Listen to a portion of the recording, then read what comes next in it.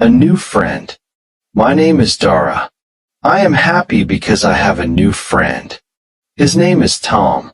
We are in the same class at school. On Monday morning, Tom sits next to me. He smiles and says, "Hello. My name is Tom. Nice to meet you."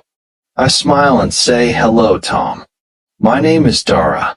Nice to meet you too." Our teacher asks us to work together. We read a short story and answer some questions. Tom helps me read some new words. I help him spell a few difficult words. We learn from each other. During the break, we go to the playground. We play football with our classmates.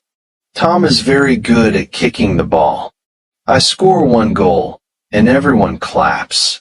We laugh and have a great time together.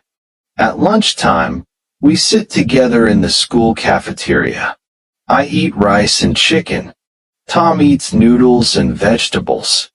We talk about our favorite food, animals, and games. I like elephants because they are big and kind.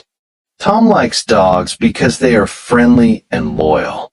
In the afternoon, our teacher asks us to draw our favorite animal. I draw an elephant, and Tom draws a dog. The teacher says our pictures are beautiful. Before we go home, Tom says, "Would you like to play football again tomorrow?"